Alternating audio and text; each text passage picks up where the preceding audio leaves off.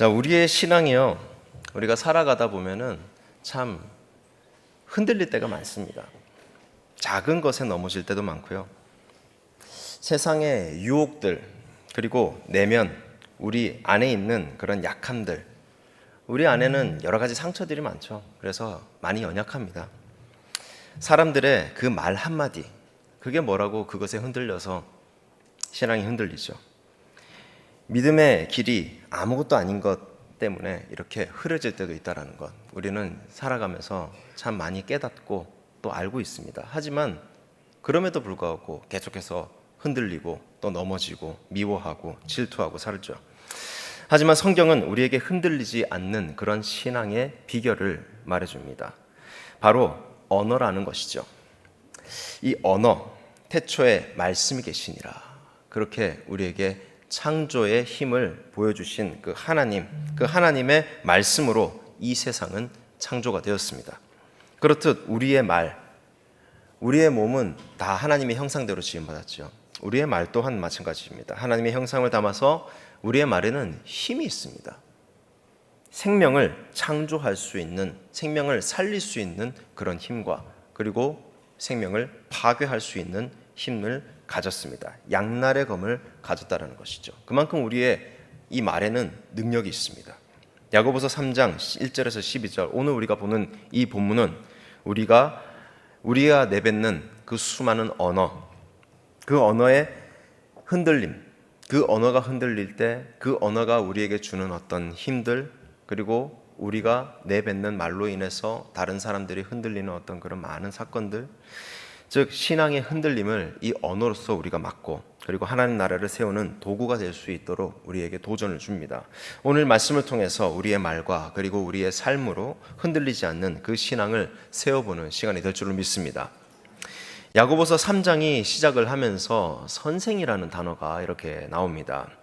1절 말씀 우리 함께 볼까요? 1절입니다. 준비 시작. 내 형제들아, 너희는 선생된 우리가 더 큰 심판을 받을 줄 알고 선생이 많이 되지 말라. 여기서 선생이라는 단어가 나옵니다. 디다스칼로스라는 그러한 헬라어로 구성되어진 이 선생이라는 말, 단순한 우리가 알고 있는 선생님이라 그래서 그냥 가르치는 교사, 거기서 끝나는 것이 아닙니다. 그저 티칭하는 사람으로만 끝나는 것이 아니라 이 유대인들에게는 또 다른 뜻이 있습니다. 선생이라는 것, 유대인들에게 선생이라는 것은 뭐냐면 이 말씀을 따라서 지혜롭게 그 삶을 살아내고 그 말로 인해서 또 그 삶으로 인해서 복음을 가르치는 그러한 랍비를 뜻했습니다. 그게 진정한 선생님이죠. 삶으로 가르치는 사람, 그게 바로 선생님입니다. 우리는 그저 입으로 가르치잖아요. 우리는 그저 지식으로만 가르치잖아요. 그게 아니라 삶 그 자체가 보고 배울 것이 있는 사람, 그것이 바로 랍비, 그것이 바로 이 이스라엘 사람들, 유대인들이 바라보는 선생이 되는 것입니다. 예수님도 예전에 이렇게 불렸죠. 선생으로 불렸습니다. 그리스도인들에게 있어서 이 선생은 하나의 직함에 지나지 않는 것이 아니라 복음을 삶과 그리고 말로 증거해내는 모든 우리 같은 다 신앙인을 뜻하는 것입니다. 우리가 어떻게 보면은 다 선생인 것이죠. 야고보는 선생이 많이 되지 말라 이렇게 경고를 합니다. 누가 봐도 이 말을 들으면은 선생이 되지 말라고? 왜 그럴까? 라는 의문을 가질 수가 있죠. 이 말은 선생이 되지 말라고 그저 반대하는 것이 아닙니다. 그것이 아니라 그 책임을 진지하게 져야 된다라는, 그 책임을 진지하게 우리가 감당해야 한다라는 그것을 우리에게 도전하는 것이죠. 선생은 삶으로 복음을 전하는 사람입니다. 그리고 선생은 말로써 복음을 전하는 사람입니다. 그렇기 때문에 선생은 삶에 있어서 그 말에 있어 책임의 무게가 굉장히 크다라는 것을 알 수가 있죠. 그래서 오늘 말씀에 보면은 더 큰 심판이 있다라고 그렇게 얘기가 나옵니다. 선생은 특히 이 말에 신중해야 합니다. 왜냐하면 언어는 단순한 소리가 아니기 때문이죠. 언어는 그냥 우리가 내뱉는 그러한 소리로서 끝나는 것이 아닙니다. 여기에는 어마어마한 힘이 있습니다. 우리가 내뱉는 그 언어는 하나님의 형상을 반영하죠. 우리의 말은 내면, 우리 안을 드러냅니다. 그리고 신앙을 흔들기도 하고요. 그리고 그 신앙이 흔들린 것을 막을 수도 있습니다. 흔들리게도 할 수 있고 흔들리는 것을 막을 수도 있는 그러한 힘을 가지고 있습니다. 능력이 있는 것이 바로 우리의 언어인 것입니다. 흔들리지 않는 신앙은 바로 올바른 언어에서 시작이 되는 것이죠. 우리 5절 말씀 함께 볼까요? 5절입니다. 다 함께 읽겠습니다. 준비 시작. 이와 같이 혀도 작은 지체로 돼 큰 것을 자랑하도다. 보라, 얼마나 작은 불이 얼마나 많은 나무를 태우는가. 야고보는 혀를 작은 지체로 얘기합니다. 하지만 큰 것을 자랑한다라고 하죠. 그리고 작은 불이 많은 나무를 태우는 것을 비유합니다. 무시무시한 비유이죠. 작은 불이 많은 나무를 태우는 것. 우리가 종종 이 건기 때 그런 산불 같은 것을 보면은 아주 작은 불씨였습니다. 아주 작은 실수였습니다. 작은 욕심이었죠.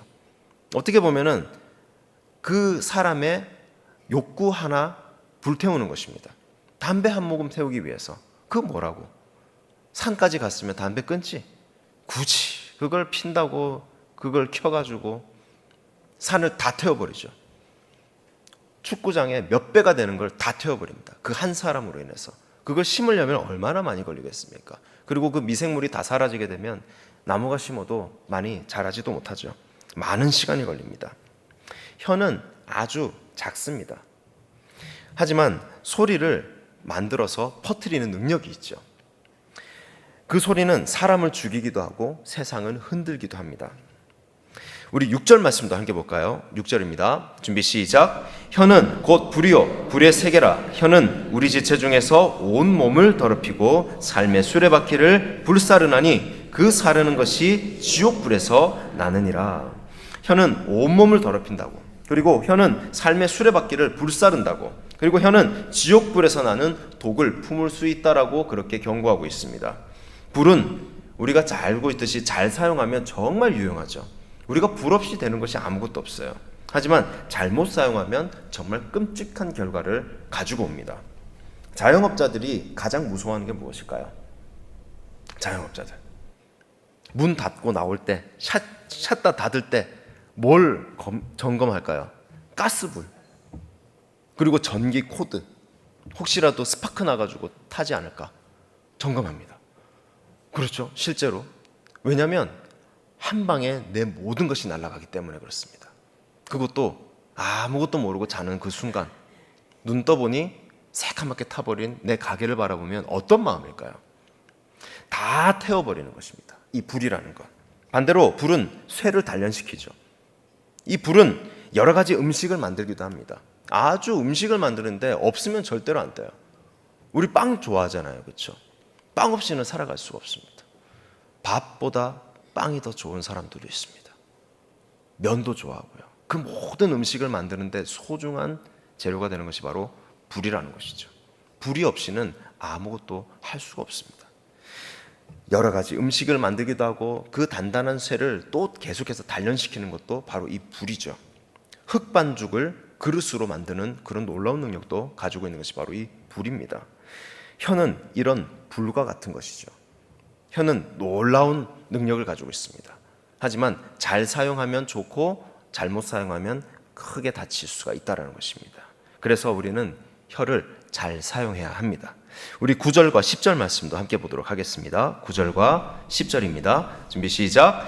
이것으로 우리가 주 아버지를 찬송하고 또 이것으로 하나님의 형상대로 지음을 받은 사람을 저주하나니 한 입에서 찬송과 저주가 나오는도다. 내 형제들아 이것이 마땅하지 아니하니라. 아멘. 한 입에서 하나님을 찬양하는 말 그리고 사람을 죽이는 말이 동시에 나옵니다. 사람은 굉장히 유할 수가 있지만 굉장히 악할 수가 있죠. 사람을 도울 수가 있고 그리고 우리 몸속으로 인해서 여자는 아이를 잉태하기도 합니다. 그리고 아이를 출산하기도 하고요. 생명을 만드는 것이죠. 창조의 몸입니다. 하지만 사람을 죽일 수도 있습니다. 괴롭힐 수가 있고요. 그리고 사람을 내 마음대로 조종할 수도 있고요. 온 세상을 내 마음대로 쥐었다 폈다 할 수도 있는 것이 바로 이 사람입니다. 하지만 그 사람은 몸으로 그것을 하는 것이 아니라 이 말로써 한다라는 것이죠. 쫄병들이야 몸으로 하겠죠.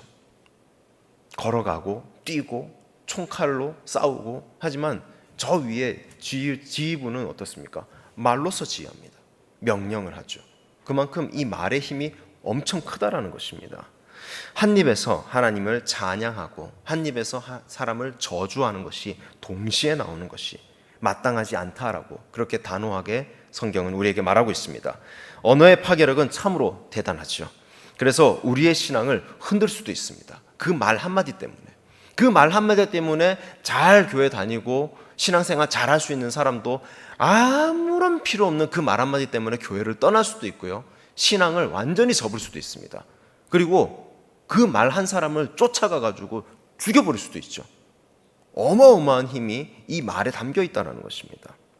그래서 우리 신앙을 흔들 수 있는 것, 그게 바로 우리 말에서부터 나온다는 것이죠. 몇 년 전에 한 뉴스에서 60대 한 남자가 중고차 사기꾼의 거짓말에 속아서 목숨을 끊어버렸습니다. 마음이 너무 속상해서 그 말 한마디에 속아서 너무 분한 거예요. 너무 분한 거예요. 나이가 60이 됐는데 그 어린 애한테 내가 놀림받은 느낌이 들고, 또 기사를 보면 그렇습니다. 위협을 했다 그래요. 자기 이게 문신 보여주면서 이렇게 위협을 했다 그래요. 얼마나 모멸감을 느꼈으면 그 60대 그 산 세월이 얼마겠습니까? 그 살면서 인내하고 고뇌하고 생각하고 자식들도 있었을 것이고 여러 가지 삶의 여정을 다 보냈는데, 그런데 자결을 하게 만드는 것, 바로 한마디의 말인 것이죠. 나를 무너뜨리는 것. 또 동탄의 어린이집 원장은 확인되지 않은 그런 비판의 말로써 억울함을 겪다가 또 극단적인 선택을 했다고 합니다. 몇 년 전의 일입니다. 한 3년 전의 일인 것 같아요. 어린이집 원장이 있지도 않은 일인데 어떤 사람들이 이건 얘기하고 저건 얘기하고 학부모들이 그렇게 얘기하잖아요. 그렇죠? 그래서 그냥 소문이 퍼져버린 거예요. 와전이 된 거죠. 근데 이제 참지를 못하는 거예요. 이제 더 이상 이 업을 유지할 수가 없는 거예요. 소문이 퍼져버렸는데 누가 이 어린이집에 보내겠습니까? 그래서 극단적인 선택을 하고 말죠. 왜냐하면 너무 억울하니까. 하지도 않았는데. 이처럼 말은 사람을 살리기도 하고 신앙을 완전히 무너뜨리기도 합니다. 그리스도인은 언어를 통해서 하나님의 형상을 드러낸다라고 제가 아까 말씀드렸습니다. 흔들리지 않는 그러한 신앙을 우리는 반드시 세워나가기 위해서는 우리가 말을 정말로 잘해야 한다는 것이죠. 우리의 말은 복음을 전하거나 반대로 세상을 어지럽힐 수 있다라는 그런 힘을 가졌습니다. 그것을 우리는 잘 알아야 되고 그것을 언제나 묵상해야 되고 생각해야 됩니다. 우리는 그것을 항상 되뇌어야 한다는 것이죠. 흔들리지 않는 그 신앙. 그렇다면 어떻게 언어를 다스려야 이 흔들리지 않는 신앙으로 우리를 세워나갈 수 있을까? 야고보는 샘이 한 구멍에서 단물과 쓴물을 내겠느냐라면서 11절에 그렇게 얘기를 했습니다. 언어의 근원이 바로 우리 속에 있다는 것을 지적하는 것이죠. 우리 속에서 단물과 쓴물이 같이 나온다는 것이죠. 그래서야 되겠느냐라고 하는 거예요. 이렇게 우리 속 사람이 죄로 가득 차 있다면 아무리 결심을 해도 아무리 결단을 해도 악한 말이 나올 수밖에 없습니다. 우리 속 사람이 썩어 있는데 썩은 나무에서 썩은 것이 나고 좋은 나무에서 좋은 열매가 맺는 거잖아요. 너무나도 당연합니다. 그러므로 우리는 어떻게 해야 됩니까? 우리 속 사람을 완전히 바꿔야 한다는 것이죠. 완전히 뒤집어야 한다는 거예요. 그냥 요 정도 단계별로 하나씩 바꿔가면 되지 않을까? 그게 아닌 것 같아요. 완전히 바꿔야 되는 것 같아요. 내 삶을 송두리째 바꿔야 된다는 것이죠. 내 마음의 밭을 완전히 갈아서 엎어야 된다는 거예요. 농사를 짓다가 그게 실패했어요. 그러면 배추밭을 다 엎잖아요. 농부들이. 그것과 똑같은 것이죠. 그냥 대충 여기다가 놓고 새 것을 심는 것이 아닙니다. 다 엎어야 되는 거예요. 그 유일한 길이 바로 십자가라는 것입니다. 그 유일한 길이 십자가예요. 우리의 언어를 십자가에 못 박는 그런 실제적인 우리의 그런 행동들, 또 그런 어떤 실천을 통해서 하나님의 은혜로 흔들리지 않는 신앙을 우리는 세워나갈 수가 있다라는 것입니다. 우리가 한 3가지 방법으로 그것을 깊이 묵상하기를 바랍니다. 첫 번째로는요, 기도로 입술을 하나님께 드리기입니다. 기도로 입술을 하나님께 드리기. 흔들리지 않는 신앙은 바로 이 기도에서부터 시작이 되는 것입니다. 우리가 무슨 힘으로 아무리 마음을 갈아엎는다고 결단하고 도전하고 결심하고 그래 할 수 있어 해봐야 뭐 하겠습니까? 안 돼요. 기도할 수밖에 없는 것입니다. 하나님의 능력 없이는 결코 아무것도 이뤄낼 수가 없습니다. 흔들리지 않는 신앙, 바로 이 기도에서 나온다는 것이죠. 매일 주님, 제 입술을 당신께 드리겠습니다. 이 입술이 주님의 은혜로 정결하게 되게 주님 도와주시옵소서. 흔들림 없는 그 말씀을 전할 수 있도록 주님 함께하여 주시옵소서. 언제나 우리는 입술로서 우리를 구원해 주시는 그 하나님을 찬양하고 주님께 언제나 기도를 드려야 한다는 것이죠. 감정이 치솟을 때가 있습니다. 폭발할 때가 있어요. 기도 없이는 우리가 막말이 나올 수밖에 없습니다. 우리의 신앙이 흔들릴 수밖에 없습니다. 이 기도를 하지 않으면 우리는 절대로 안 된다는 것이죠. 평소에 입술을 하나님께 드리는 그런 기도가 우리에게 절실히 필요합니다. 한 자매님은 이 직장에서 동료가 막 비판을 했다고 해요. 그 비판에 화가 나서 그냥 말을 확 날카롭게 뱉고 싶었지만 참았다고 합니다. 잠시 멈췄어요. 그리고는 기도했습니다. 입술을 주님께 맡겼습니다.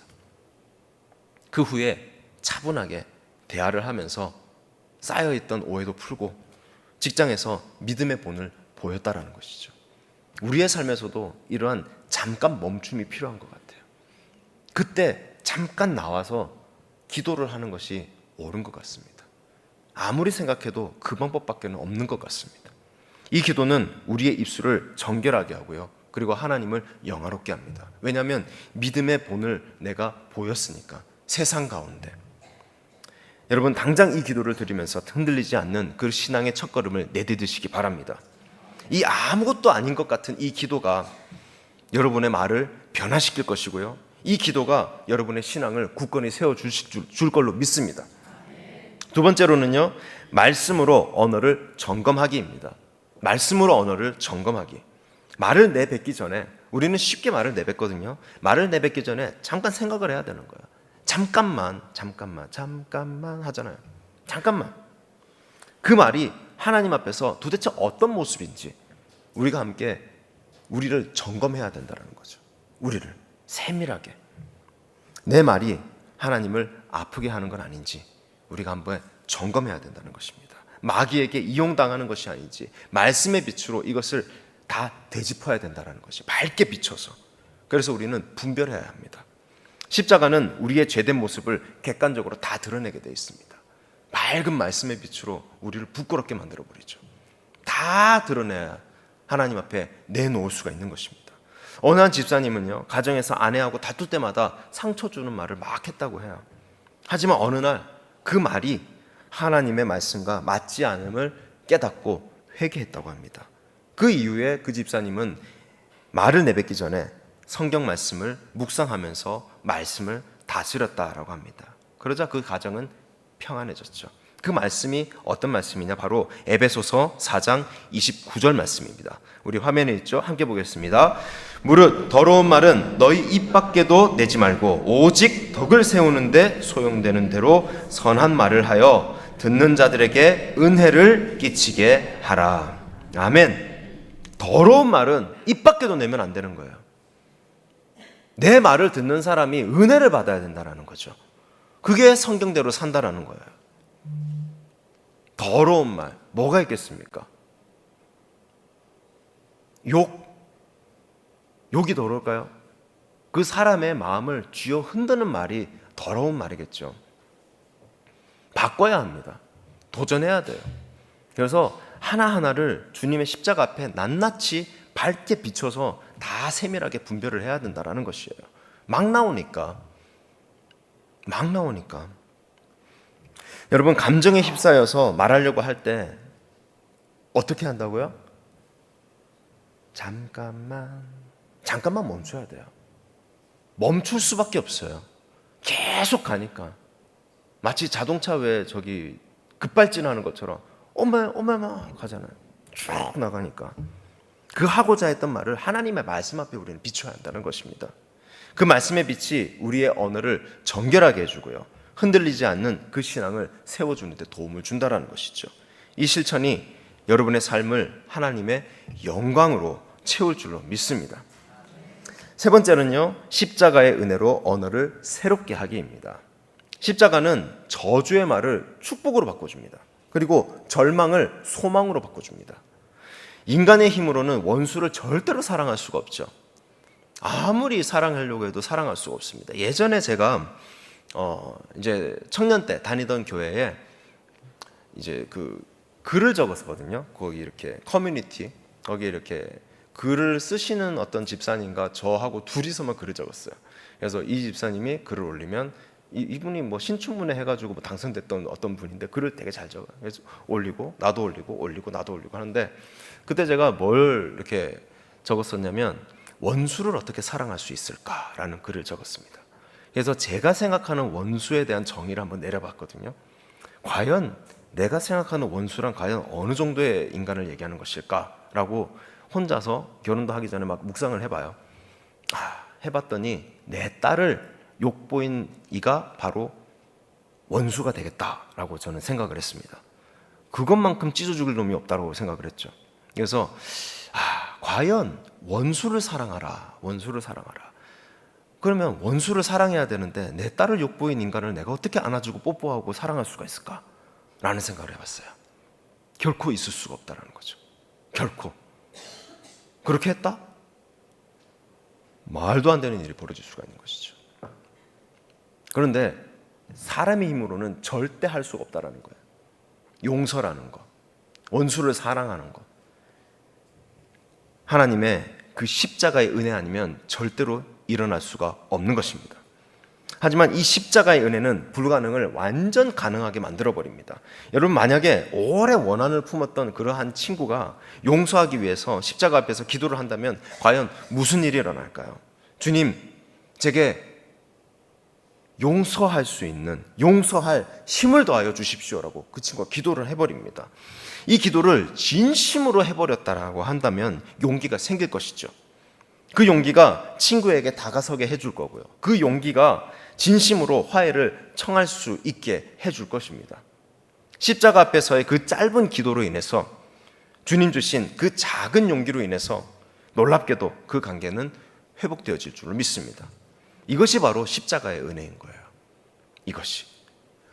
없는 건 구해야 되는 거예요. 나에게서 나오는 게 없는 것은 주님께 구해야 되는 거예요. 안 나오거든요. 나한테서는. 그러한 용기가 없거든요. 쫄보거든요. 그래서 용서해 달라고 아니면 용서해 줄 수 있는 그런 포용력이 없어요. 아무리 나이가 많고 뭐 안 돼요. 이처럼 하나님의 은혜는 우리의 언어를 하나님의 언어, 즉 축복의 언어로 새롭게 해줍니다. 여러분, 오늘도 십자가의 능력을 우리가 의지해서 축복의 말, 그리고 소망의 말, 그리고 사랑의 말을 선포하시기 바랍니다. 그 말들이 여러분의 그 신앙을 흔들림 없이 굳건하게 세워줄 줄을 믿습니다. 정말로 하세요. 축복의 말, 사랑의 말, 소망의 말. 오늘 저 설교 끝나고 아내한테 퍼부을 거예요. 그냥 축복의 말, 안에 뭐 그냥 막 와!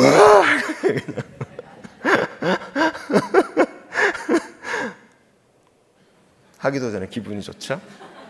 그 말들이 여러분의 신앙을 굳건히 세워준다라는 거예요. 그렇게 해야 되는 거예요. 나한테서는 아무리 봐도 그런 용기가 없거든요. 그래서 기도하고 저는 할 겁니다. 주님의 은혜로 언어를 새롭게 하는 바로 그런 삶, 그 삶이야말로 흔들리지 않는 우리 신앙의 귀한 열매입니다. 사랑하는 성도 여러분, 흔들리지 않는 이 신앙은요, 우리의 언어에서부터 시작이 되는 겁니다. 우리 모두 예수님을 따라서 선생이 되어야 합니다. 디다스칼로스, 선생이 되어야 합니다. 내 삶이 은혜가 되는 삶, 내 삶으로 복음을 전할 수 있는 그런 귀한 삶, 주님 바라보시기에 참 기쁨으로 받을 수 있는 그런 흠량한 삶, 우리의 말, 우리의 삶이 복음을 증거할 수 있고요, 하나님 나라를 세워갈 수가 있습니다. 언어는 우리의 권위를 드러냅니다. 마귀는 이것을 자꾸 빼앗으려고 그러죠. 자꾸만 빼앗으려고 그래요. 하지만 하나님의 능력으로 우리가 언어를 다스릴 때에 우리는 세상의 풍파에도 흔들리지 않는 그러한 신앙을 세울 수가 있다는 것입니다. 오늘부터 우리의 입술을 십자가에 못 박는 그러한 삶을 살아가시기 바랍니다. 보세요 이렇게. 매일 기도하면서 입술을 주님께 드리시기 바랍니다. 전 드릴 겁니다. 진짜 드릴 거예요. 더 이상 속지 않을 거예요. 말을 내뱉기 전에 십자가 앞에서 기도로 점검하면서 나를 보시기 바랍니다. 그리고 이 십자가의 길이야말로 축복의 길임을 절실히 믿으시고 주님 앞에 나아가시길 바랍니다. 그리고 주님 앞에 언제나 기도하는 그러한 여러분이 될 줄 믿습니다. 그 기도의 능력이 우리의 언어를 축복의 언어로 바꾸실 줄 믿습니다.